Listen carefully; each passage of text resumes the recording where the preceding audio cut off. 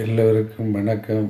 நான் சுந்தரபாண்டியன், புளியன்கரிசல், தூத்துக்குடி மாவட்டம், சென்னை அசோக் நகரிலிருந்து பேசுகிறேன். இந்த உலகத்தில் பிறந்த எல்லா மனிதர்களும் ஒரு விதிப்படி தான் வாழ வேண்டியிருக்கிறது. அவ்வாறு அந்த விதிப்படி நல்ல மதியோடு சிறப்பாக வாழ்ந்தால்தான் அதிர்ஷ்டக்காரன் என்கிறார்கள். ஆகையால் அந்த மதியோடும் அறிவோடும் நம் செயல் செய்தாலும் அது நல்ல நேரத்தில் நல்ல பலனை கொடுத்தால் அது அதிர்ஷ்டம், இல்லை என்றால் அது துரதிர்ஷ்டம் என்பார்கள். இவ்வாறு நல்ல அதிர்ஷ்டத்தோடு எல்லாம் கிடைக்க வேண்டிய முறைப்படி கிடைத்தால் அது நல்ல பிராப்தம் என்பார்கள். இல்லை என்றால் அந்த பிராப்தம் சரியில்லை என்பார்கள். இதை பற்றி இங்கே குறிப்பிட விரும்புகிறேன். ஒரு பொருள் காற்றில் எரிய வேண்டும் என்றால் அது காற்றில் எரிகிறது என்றால் ஒரு பொருள், அது விதி. அதை தண்ணீர் ஊற்றி அணைத்தால் அது அணைகிறது. இதுதான் விதிங்கிறது. பெட்ரோல் ஊற்றினால் அது எரியும், அதிகபட்சமாக எரியும். இது விதி. இதை தண்ணீர் ஊற்றினால் அணையும், பெட்ரோல் ஊற்றினால் அதிகபட்சமாக எரியும். இதுதான் விதி. ஆனால் மாற்றி ஊற்றினால் எரிய வேண்டிய இதற்கு பதிலாக தண்ணீரை ஊற்றினால் புத்தியோடு மாற்றி தவறாக செய்துவிட்டால் அது துரதிர்ஷ்டமாகிவிடும். எரிய வேண்டிய நேரத்தில் பெட்ரோலை ஊற்ற வேண்டும் என்று நினைத்து கொண்டு தண்ணீரை ஊற்றிவிட்டால், மயங்கிவிட்டால் அது துரதிர்ஷ்டம். அதே போல் அணைக்க வேண்டும் என்று நினைத்து பெட்ரோலை தூக்கி ஊற்றிவிட்டால் அவசரத்தில் அது துரதிர்ஷ்டம். இவ்வாறு நம் என்னென்ன செயல்கள் செய்ய வேண்டுமோ அந்த செயலை அந்தந்த முறைப்படி செயல் செய்ய வேண்டும். மாற்றி அவசரத்தில் தவறுதலாக செய்துவிட்டால் அது துரதிர்ஷ்டமாகிவிடும். கரெக்டாக செய்தால் அதிர்ஷ்டம். அவ்வாறு கரெக்டாக செயல் செய்வதைத்தான் விதி என்கிறோம். ஒவ்வொன்றுகளுக்கும் ஒவ்வொரு விதி வைத்திருக்கிறார்கள் நம் முன்னோர்கள். குடும்ப விதி என்று சில குடும்ப விதியை வைத்திருக்கிறார்கள். அது எவ்வாறு என்றால், ஒரு மனிதன் பிறந்ததிலிருந்து அவன் கிட்டத்தட்ட 90 வயது 100 வயது வாழ்ந்ததற்குள் 3 தலைமுறை 4 தலைமுறை முறைப்படி வாழ்ந்தாக வேண்டும். அதுதான் விதி. அந்த 3 தலைமுறைக்கும் 30 வருடங்கள் கொண்டது ஒரு தலைமுறை. அவ்வாறு 30 வருடங்களுக்குள் 3 தலைமுறை வாழ்ந்தால் 90 வருடம். இந்த ஒவ்வொரு தலைமுறையும் முறைப்படி கல்வி கற்று எல்லா பொருளாதார வசதிகளுடன் வாழ்ந்து எல்லா பிள்ளைகளும் பெற்று பிள்ளைகளும் அதே போல் கல்வி அறிவுடனும் எல்லா பொருளாதார வசதியுடனும் சீரும் சிறப்புமாக நல்ல ஒற்றுமையுடனும் மகிழ்ச்சியுடனும் வாழ்ந்தால்தான் நல்ல அமைப்பு, நல்ல அதிர்ஷ்டம் என்பார்கள். அந்த அதிர்ஷ்டத்தை நம் புத்தியுடனும் விவேகத்துடனும் நம் கடவுளுடைய அருளுடனும் நாம் என்னாலும் அதை பேணி பாதுகாக்க வேண்டும். அப்பொழுதுதான் அதிர்ஷ்டக்காரனாக இருக்க முடியும். அந்த புத்தி எவ்வளோ செயல் செய்தாலும் கடவுளுடைய அருளில் இருந்தால்தான் அது நமக்கு சிறப்பாக அமையும். கல்யாணம் முடிப்பது ஒரு ஆணும் ஒரு பெண்ணும் கல்யாணம் முடிப்பது தான் குடும்ப விதி. ஆனால் கல்யாணம் முடித்தாலும் குழந்தை பெறுவது அது நம் கையில் இல்லை.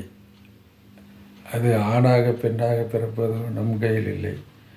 ஆனால் நம் புத்தியும் அறிவும் விவேகமும் இந்த மாப்பிள்ளைக்கு இந்த பெண் கரெக்டாக இருக்கும் என்று ஒரு விதியை வைத்து நாம் தீர்மானிக்கிறோம். இந்த உயர மாப்பிள்ளைக்கு இந்த உயர பொண்ணு தான் கரெக்டாக இருக்கும், இந்த உடல் பருமன் உள்ள பெண்ணுக்கு இந்த உடல் பருமன் உள்ள ஆணு தான் கரெக்டாக இருக்கும் என்று நல்ல விதியை நல்ல மதியோடு செயல் செய்கிறதுனால அந்த அமைப்பு நல்லபடியாக அமைகிறது. அதில் புத்தி இல்லாமலும் அறிவில்லாமலும் செயல் செய்தால் நெட்டையான மாப்பிள்ளைக்கு குட்டியான பெண்ணை கட்டி வைத்தால் அப்போ விதி தவறாக மாறிவிடுகிறது. அதே போல் பருமனான மாப்பிள்ளைக்கோ பெண்ணுக்கோ ஒல்லியான பொண்ணோ மாப்பிள்ளையோ செய்து கல்யாணம் செய்து வைத்தால் அதற்கு விதி மாறிவிடுகிறது. அப்போது அறிவோடும் விவேகத்தோடும் எந்த காரியம் செய்தால் அது அதிர்ஷ்டமாக மாறிவிடும். ஆகையால் அதை நாம் மாற்றி தவறுதலாக செய்துவிட்டால் அது துரதிர்ஷ்டமாகிவிடும். ஆகையால் எந்த செயல் செய்தாலும் அந்தந்த வயதுக்குள் நல்ல அறிவோடு நல்ல புத்திசாலித்தனமாக செயல் செய்தால்தான் அது அதிர்ஷ்டமாக மாறும். புத்தியை தவற விட்டுவிட்டால் அது துரதிர்ஷ்டமாக மாறிவிடும். ஆகையால் செயல் செய்யும்போது ஆரம்பம் முதல் முடிவு வரை நல்ல கவனமாக இருந்து அறிவோடு பல இதை கற்றுக்கொண்டு பெரியவர்களின் சொல்களையும் அறிவையும் தெரிந்து கொண்டு செயல் செய்ய வேண்டும். அவ்வாறு செய்தாலும் நம் அதிர்ஷ்டம் இருந்தால்தான் புத்தியும் கரெக்டாக செயல் செய்யும். ஆகையால் புத்தி சரியில்லை என்றால் தவறுதலாக தீயை எரிவதற்கு பதிலாக தண்ணீரை ஊற்றி விடுவோம். அணைய வேண்டும் என்று நினைத்து கொண்டு பெட்ரோலை ஊற்றுவது போல் வாழ்க்கையில் இன்னாருக்கு இன்ன செயல்களை செய்ய வேண்டும் என்று விதி இருக்கிறது. அந்த விதியிலிருந்து நாம் புத்தியை தவற விட்டுவிட்டு பின்னர் அந்த செயல் சரியில்லை என்று நினைத்தால் அதுதான் விதி தவறுதலாக மாறிவிடும். ஆகையால் குடும்ப விதி என்றும் சாலை விதி என்று ஒன்று இருக்கிறது. இடது பக்கம் போக வேண்டிய வண்டி இடது பக்கமாகவும் அங்கிருந்து வலது பக்கமாக வர வேண்டிய வண்டி வலது பக்கமாக வர வேண்டும். இதுதான் சாலை விதி. இப்படி ஒவ்வொன்றுக்கும் நம் முன்னோர்கள் விதியை வைத்து இயற்கையிலேயே ஒரு விதி இருக்கிறது. அந்த விதிப்படி தான் நாம் செயல் செய்ய வேண்டும். 30 வருடம் ஒரு தலைமுறை ஆனால் 2வது தலைமுறைக்கு உள்ள அதே விதியைத்தான் நாம் அவங்களுக்கு செய்து கொடுக்க வேண்டும். அப்படி ஒவ்வொரு தலைமுறையும் நன்றாக உடல் ஆரோக்கியத்துடனும் பொருளாதார வசதியுடனும் நல்ல கல்வி அறிவுடனும் எல்லா வளங்களும் பெற்று ஒற்றுமையாகவும் மகிழ்ச்சியாகவும் வாழ கற்றிருந்தால்தான் அது ஒரு நல்ல அதிர்ஷ்டமான குடும்பமாக அமையும். அவ்வாறு அதிர்ஷ்டத்துக்கு காரணம் நல்ல சிறப்பான கல்வியும் நல்ல ஒழுக்க வழக்கங்களும் விடாத உழைப்பும் இருந்தால்தான் எதிலையும் வெற்றி பெற முடியும். எல்லா மனிதர்களுக்கும் 24 மணி நேரம்தான். அந்த 24 மணி நேரத்தை யார் சிறப்பாக செயல் செய்கிறார்களோ அவர்கள்தான் வாழ்க்கையில் வெற்றி பெறுகிறார்கள். அதிர்ஷ்டம் அது இஷ்டத்துக்கு வரும். நாம் அதை சரியான நேரத்தில் பயன்படுத்தி கொண்டு அந்தந்த காலத்தில் அந்தந்த செயல்களை கரெக்டாக செய்து வர வேண்டும். கல்வி கற்கிற காலத்தில் கல்வி கற்க வேண்டும். 20 வருடம் கல்வி கற்க வேண்டும்.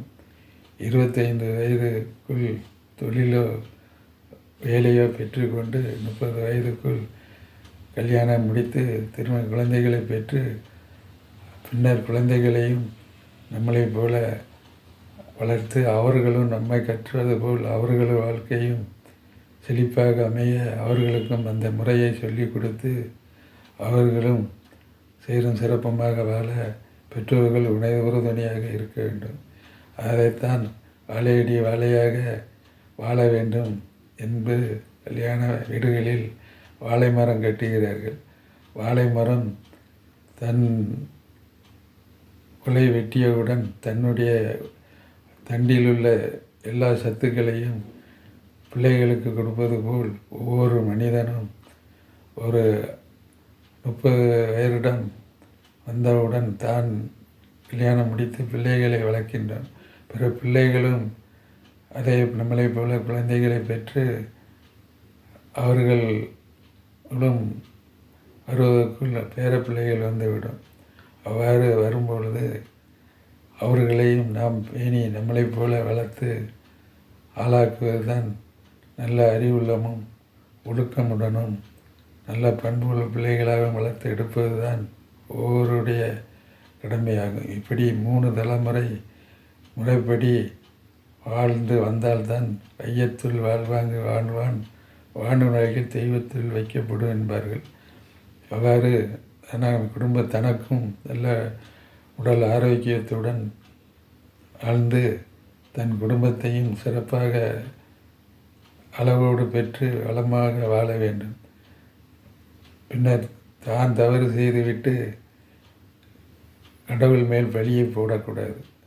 ஆகையால் நாம் தான் எல்லாம் வகுத்து கொள்ள வேண்டும், நாம் தான் உருவாக்க வேண்டும்.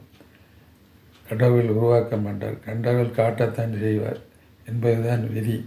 நாம் தான் செயல் செய்ய வேண்டும். இவ்வாறு செயல் செய்து எல்லாம் 3 தலைமுறையும் நன்றாக சிறப்போடு வாழ வேண்டும் என்று தான் எல்லா மனிதர்களும் ஆசைப்படுகிறோம். ஆனால் காலத்தை